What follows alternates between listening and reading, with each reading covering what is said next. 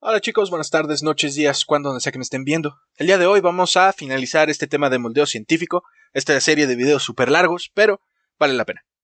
Así que bueno, el último paso, los últimos dos pasos que vamos a ver se llaman caída de presión y tiempo de enfriamiento. Vamos a pasar al iPad para poderlos analizar y estudiarlos. Bueno, el quinto paso. ¿En qué consiste? El paso 5, que es este de cierre de compuertas, mejor dicho, consiste en determinar, ahora sí, el tiempo de mantenimiento que se necesita para dejar la presión de mantenimiento obtenida en el paso anterior.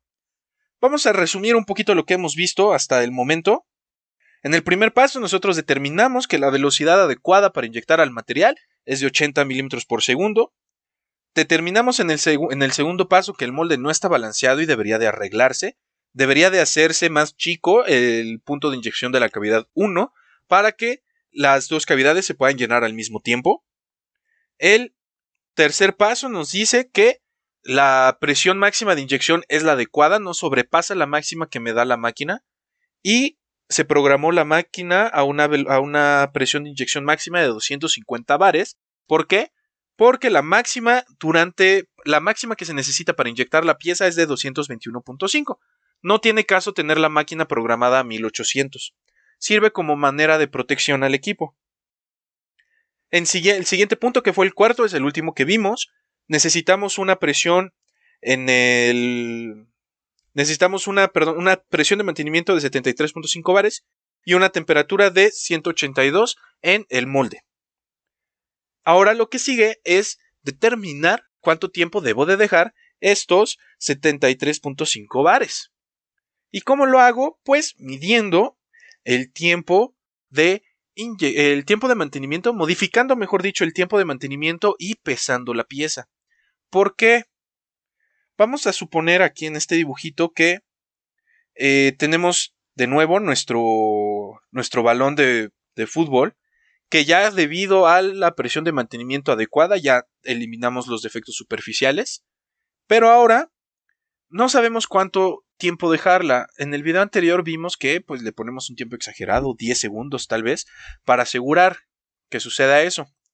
Pero va a llegar un punto durante el tiempo que se ejerce esta presión de mantenimiento en que esta entrada se va a solidificar y cuando se solidifica por completo, pues el plástico ya no se va a querer regresar, ¿vale? Porque ya no va a tener por dónde, porque ya se selló esa parte.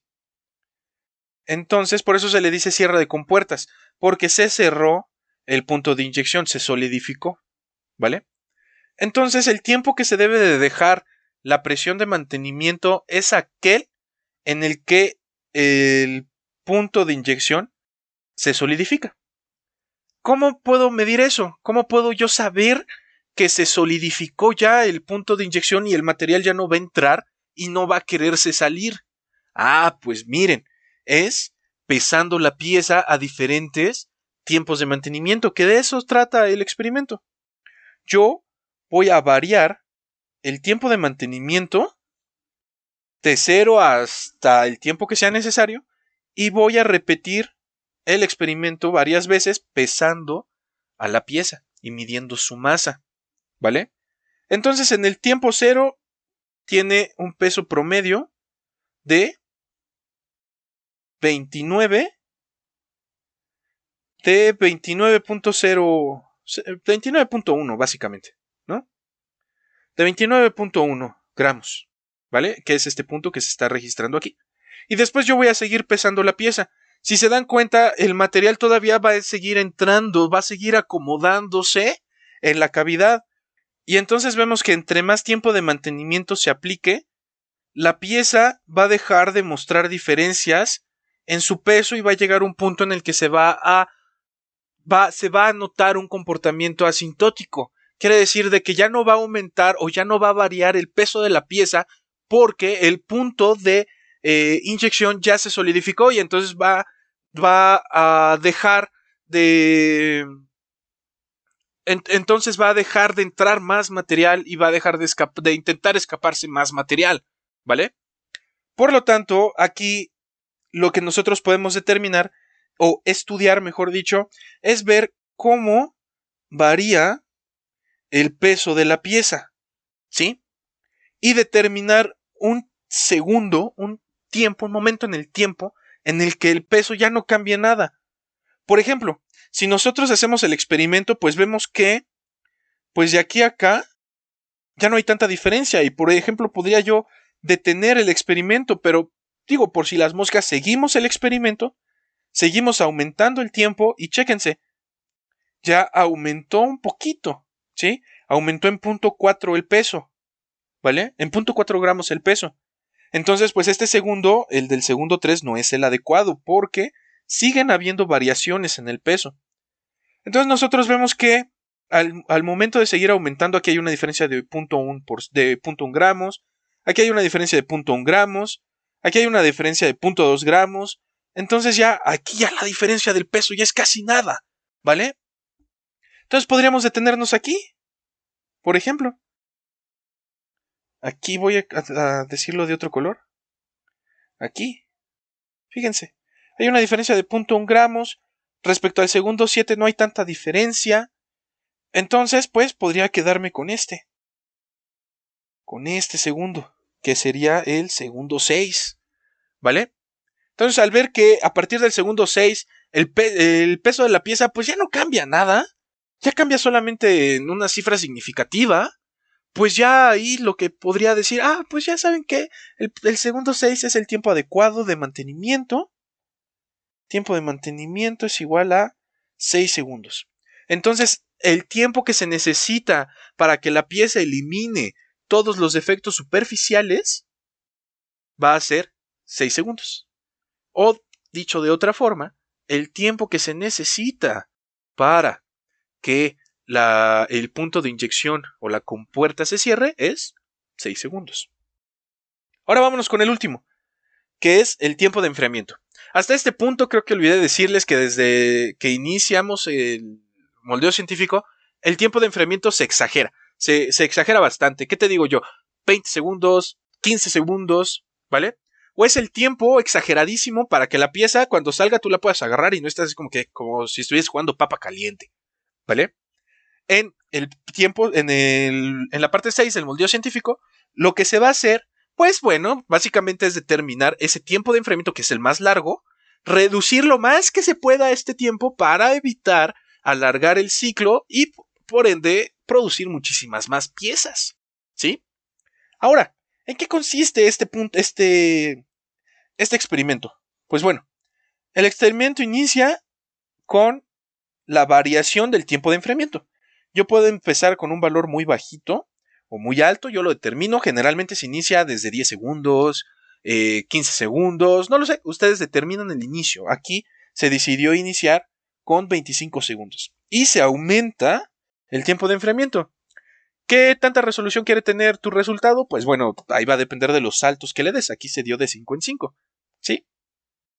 Y después lo que se va a hacer, tú vas a agarrar la pieza y vas a determinar, tú vas a ver cuáles son dimensiones características de tu pieza.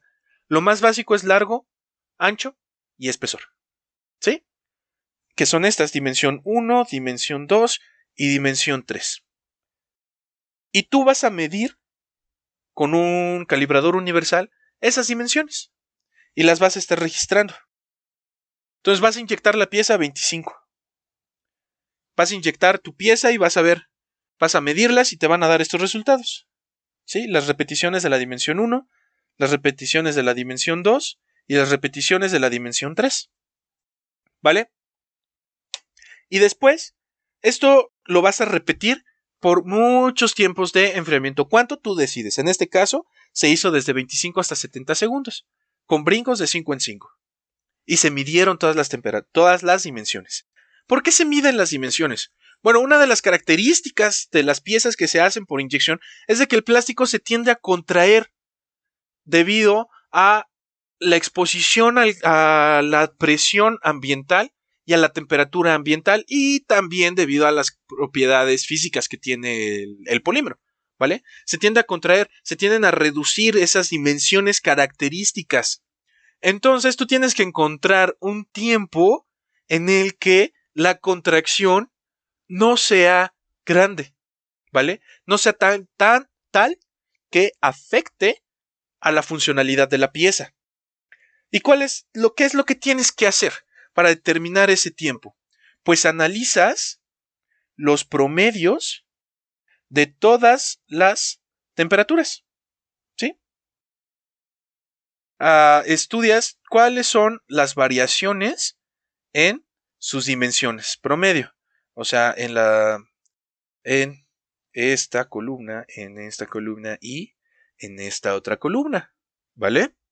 Ahora, vas a estudiar en general las tres. Y vas a ver, por ejemplo, en el primero, vamos a analizar solamente la dimensión 1. La dimensión 1 tiene 3.63. La siguiente 3.64. 3.64. 3.63.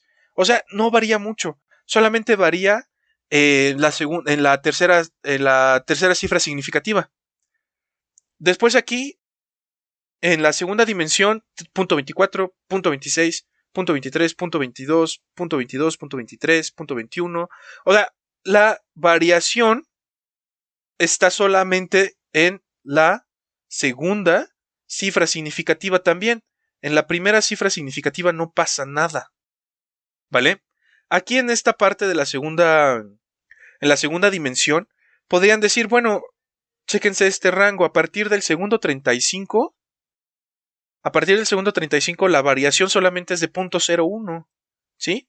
Cosa que en la dimensión 1, pues es a partir del segundo 30, ¿no?